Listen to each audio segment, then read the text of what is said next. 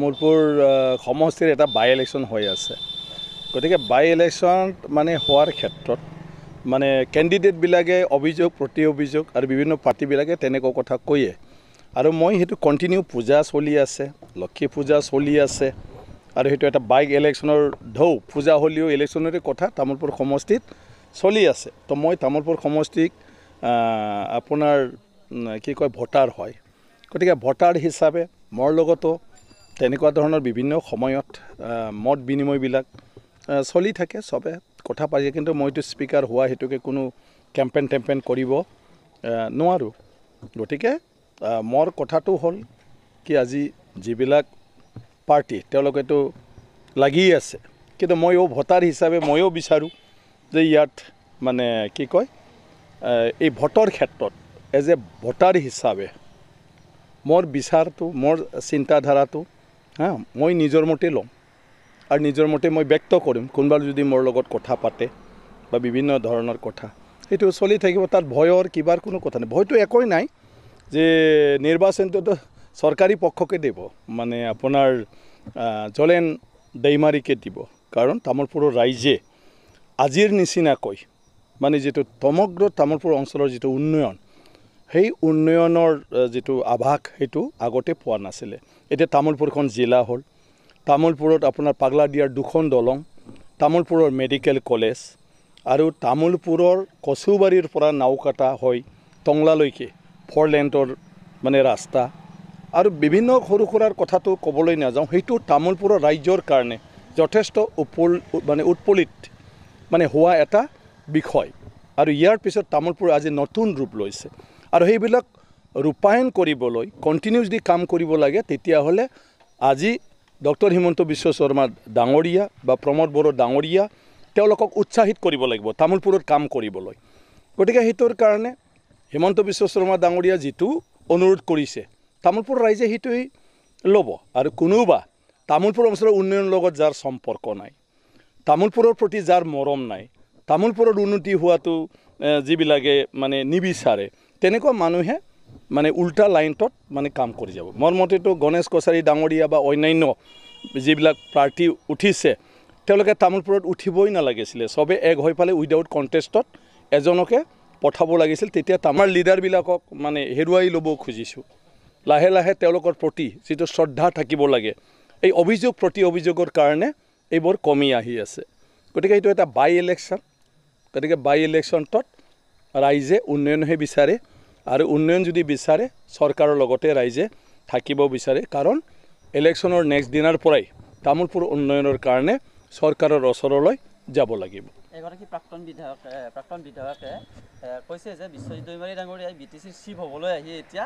বিধানসভাৰ স্পিকাৰ হ'ব লগা হৈছে বুলি আপোনাক ইতিকিংছক এটি বক্তব্য আগবঢ়াইছে সভা এখনত কি ক'ব নাই মই হেতুৰ কাৰণে কৈছে সবৰে নিজৰ নিজৰ দৃষ্টিভংগী নিজৰ কাৰণে কথা ক'ব প্ৰাক্তন বিধায়ক কোনোবা আছে তেওঁ বিভিন্ন ধৰণৰ হয়তো মানে তেনেকুৱা মন্তব্য কৰিব আৰু ইয়াৰ অন্তৰালত হিহে জানে কিয় সেইবোৰ মন্তব্যটো কৰিছে কিন্তু বিশ্বজিৎ দৈমাৰী হ'ব খুজি ফালে যেটো হ'ব খুজি যেইছো হল না যেটো হ'ব খুজি বেলেগত মানে ক'বাত কোনোবাই পাতি দিলে এই বিষয়টোৱে কোনি জানিব যিয়ে নহওক ৰাজনৈতিকভাৱে মই বিপিএফ থাকোঁতেও আজি বিজেপি থাকোঁতে দলে মোক য'ত বহাই যেটো দায়িত্ব দিয়ে হেতুই পালন কৰি আহি আছো ভৱিষ্যতলৈ হেতুই কৰিম কাৰণ ৰাজনীতিত নিজৰ মতে কোনো বস্তুই নহয় দলৰ মতেহে হ'ব গতিকে মই আজি স্পিকাৰ বুলি মানে কিবা কৰি আছো ভৱিষ্যতত পাৰ্টিয়ে মোক ক'ত ৰাখে হেতুটো ময়ো নাজানো ময়ো ক'ব নোৱাৰো গতিকে যিবিলাকে কৈ আছে তেওঁলোকৰ জীৱনৰ অভিজ্ঞতা আছে যে তেওঁলোকে কি ধৰণৰ ক'ত কেতিয়া হম বুলি খুজিছে বা কেনেকৈ তেওঁলোকে এক্স এমএলএ হৈ গ'ল আকৌ কিবা এটা কি হ'ব কিবা যদি আছে হেতু তেওঁলোকৰ ব্যক্তিগত কিন্তু ৰাজনীতি জীৱনটোত মই আজি 20 বছৰ যেটো হলো 2001 চনৰ পৰাই মই বিধায়ক হৈ কন্টিনিউ আছো কিন্তু আজিলৈকে মই ভাবো দলে যেটো কৰে হেতুহে হ'ব পাৰিব দলে নকৰিলে ব্যক্তিগতভাৱে ৰাজনীতিত একো লাভ নাই আৰু ব্যক্তিগতভাৱে যদি কিবা কৰিবলৈ যায় তেতিয়া দলৰ পৰা আতৰি থাকিবলগীয়া হয় নহলে দলে তাক বাহিৰত আতৰাই ৰাখিব গতিকে নিজৰ ইচ্ছামতে যদি কিবা কৰিব যায় তেতিয়া দল বিৰোধী বুলিও এটা আখ্যা পাব আৰু দলৰ দ্বাৰা মানে আপোনাৰ সব ক্ষেত্ৰতে মানে সদায় আইচলেট কৰি মানে থৈ যাব গতিকে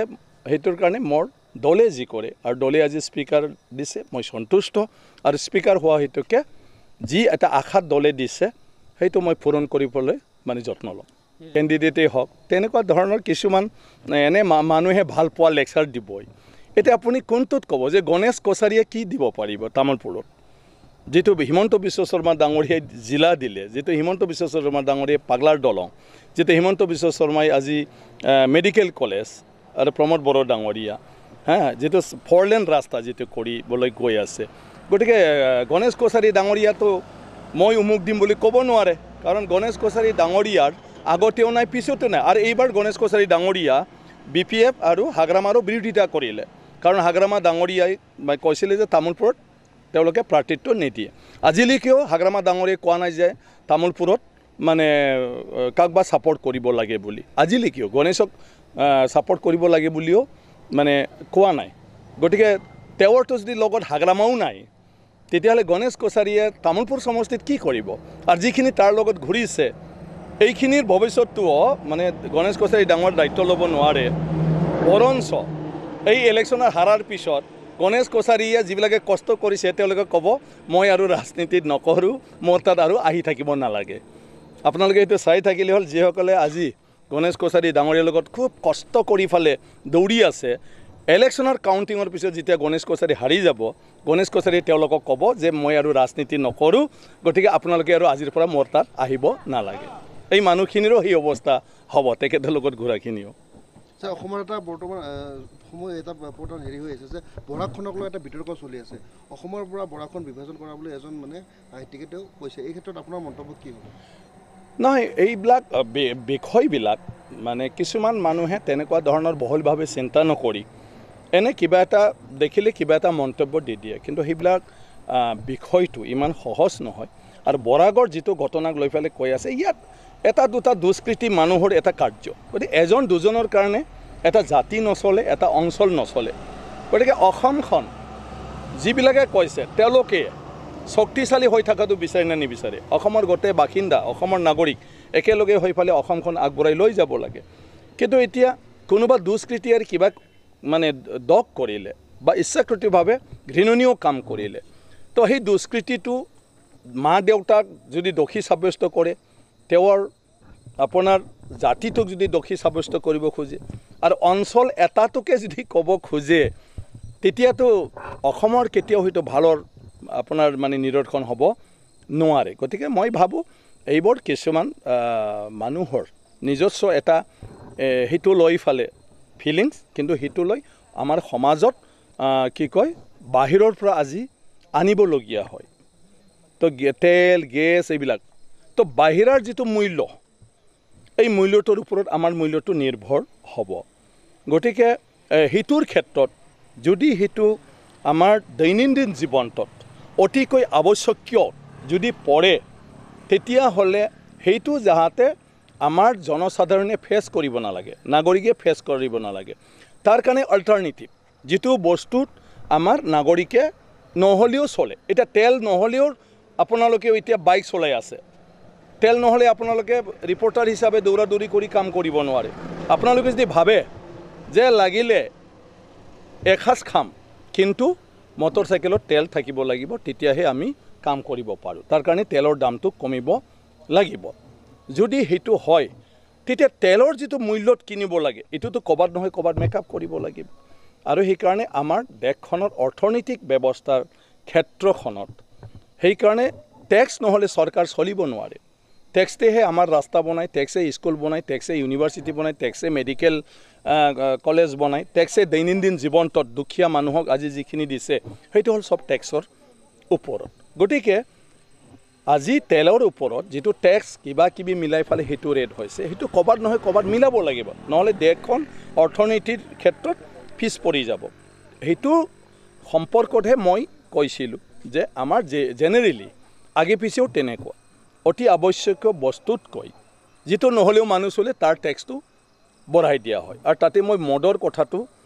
চাদা বিড়িৰ কথাটো মই কৈছিলোঁ আপোনালোকে যদি প্ৰত্যেকটা বাজেটত যদি পঢ়ে ইয়াৰে টেক্সটো বঢ়াৱা হয় কাৰণ মদ নাখালেও মানুহ জীয়াই থাকে আৰু যিবিলাক মানুহে মদ খায় তেওঁলোকৰ টকা পইচা আছে গতিকে তেওঁলোকৰ পৰা এই মদৰ নামতে বিড়ি চিগাৰেটৰ নামতে টেক্সটো লোৱা হয় সেইকাৰণে যিকোনো বস্তুৰ 10% টেক্স হ'ব পাৰে 20% টেক্স হ'ব পাৰে আৰু মদটো হ'ল more than 100%। যদি 50 টকা বটলৰ মদ এটা হয় মদৰ দামটো তেতিয়া সেইটো 150 টকাৰ মদ হয় 100 টকাটো টেক্স আৰু 50 টকাটো মদৰ ৰেট এইটো তোমালোকে আজিৰ পৰাই ষ্টাডি কৰিলেই হ'ল যে বিড়ি চাদাটো যদি তোমাৰ তেনেকুৱা ধৰণৰ যদি 20 টকাৰ যদি বিড়ি হয় তেতিয়াহ'লে 50 টকাৰ বিড়ি হ'ব লাগিব বা মানে কি কয় চিগাৰেট যদি হয় সাদাই যদি হয় এইবিলাকৰ দ্বাৰা মানে কি কয় আপোনাৰ টেক্সটো বেলেন্সত ৰাখিবলগীয়া হয় গতিকে তেলত কমাব আৰু কোনোবা ফালে বঢ়াব বাকি মইতো আৰু অৰ্থনৈতিক মানে বিজ্ঞানৰ মানুহ নহয় অৰ্থনীতিবিদো নহয় মই যিখিনি ৰাজনৈতিকভাৱে 2021 চনৰ পৰা এই কথাটো মই এটা উদাহৰণ হিচাপেহে দিছোঁ যে তেনেকুৱা ধৰণৰ গভৰ্ণমেণ্টে পলিচি ল'ব লাগিব যে সেইটো ফ্ৰী দিলে আকৌ কোনোবা ফালৰ পৰা টেক্সটো ওলাই আনিব লাগিব উইদাউট টেক্স দেশখন নচলে আজি প্ৰত্যেকটা আমি যিমানেই নিচিৰ আমি যদি গভৰ্ণমেণ্টক টেক্স দিব পৰা ধনী মানুহ যদি হ'ব পৰা নাই চৰকাৰখন ধনী কেনেকৈ হ'ব গতিকে ৰাইজৰ পইচা যে আমি কৈ থাকোঁ সেইটো ৰাইজৰ পইচা আৰু সঁচাকৈ ৰাইজৰ পৰাই টেক্স আজি যদি তুমি কলগেট কিনিছা তাতেওতো তুমি 20 টকা দিছা আৰু যদি তুমি ক'ৰবাত কিবা এটা ক্ৰীম কিনিছা কলম এটাও যদি কিনিছা খাতা এটাও কিনিছা তাতেও তুমি টেক্স দিছা আৰু সেইবোৰ টেক্সৰ পৰা যি পইচা আছে সেইটোই দি আজি গাঁৱে গাঁৱে ৰাস্তা পদূলি হৈছে মানুহক মানে ফ্ৰী অফ কষ্ট চাউল দিছে আজি মানুহক চৰকাৰে অৰুণোদয় আঁচনি দি দুখীয়া মানুহক সেইটো দি আছে স্বচ্ছ ভাৰতৰ নামত প্ৰত্যেক মানুহকে মানে পায়খানা বনাই দিয়া তেনেকুৱা ধৰণৰ বিভিন্ন আঁচনি প্ৰাইম মিনিষ্টাৰ আৱাস যোজনা যে ভাৰতবৰ্ষৰ সকলো দুখীয়া মানুহ যাৰ ঘৰ নাই এওঁলোকক ঘৰ বনাই দিয়া তো সেইবোৰ হ'ল টেক্সৰ পইচা গতিকে সেইটোৰ কাৰণে মানে আজি যিটো দাম বাঢ়ি আছে তো ইয়াৰ ওপৰত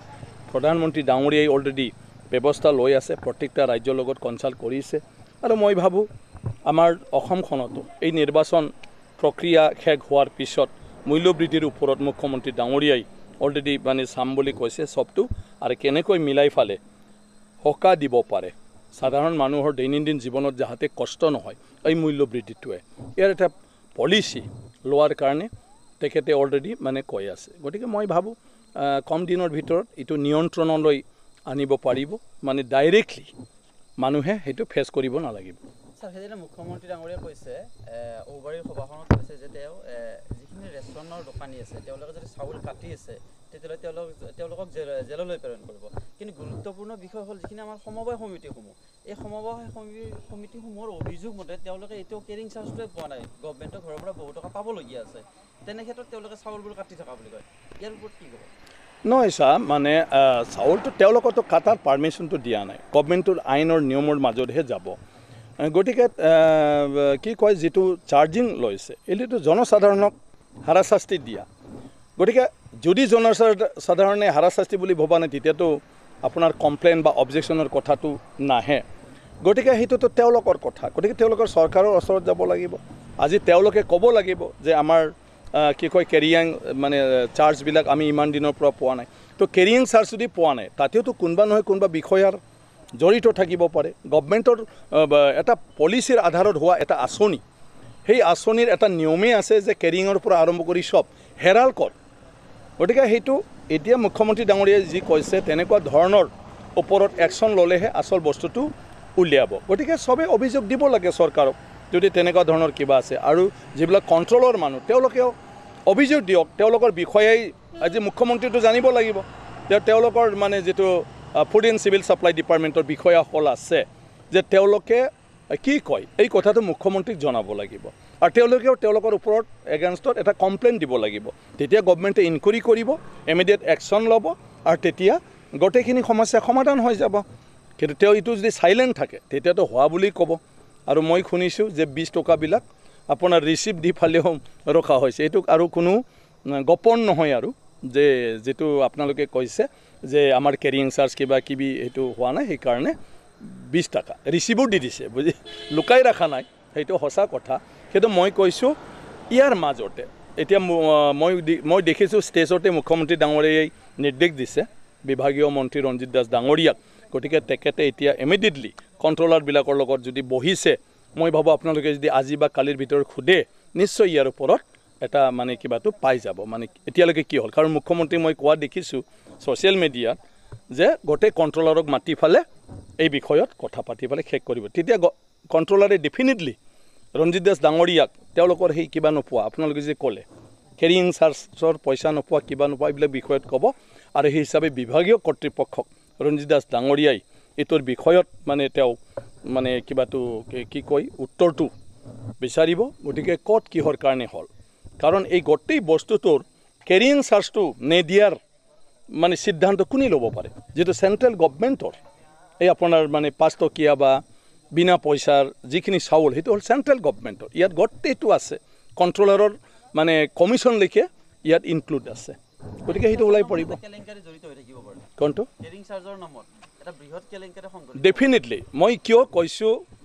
যেটো মই জানো যে এই আঁচনিৰ ওপৰত আপোনাৰ কন্ট্ৰোলৰ মানে এজেন্টবিলাকৰ কমিশনলৈকে অন্তৰ্ভুক্ত থাকে সব গতিকে হয়ৰাল কট বাজেটটো ভাৰত চৰকাৰে লৈ আছে হাজাৰ হাজাৰ লাখ কোটি টকা ইয়াৰ কাৰণে লৈ আছে আৰু অসম চৰকাৰো এইখিনি পইচা সেন্ট্ৰেল গভৰ্নমেন্টৰ পৰা পাই আছে গতিকে হেতুৰ ক্ষেত্ৰত কোনবা কৈছে যে 10 জন মানুহৰ পৰিয়ালত যে 3 জনহে পাইছে 5 জনহে পাইছে 5 জনত কোনবা 2 জনহে পাইছে গতিকে এইটোতো হ'ব নোৱাৰিছিল গতিকে বিভাগীয় কৰ্তৃপক্ষই যদি এইটো বিষয়ত মানে ব্যৱস্থা লয় ইমিডিয়েটলি গণ্ডগোল ক'ত হৈছে হেতু ওলাই পৰিব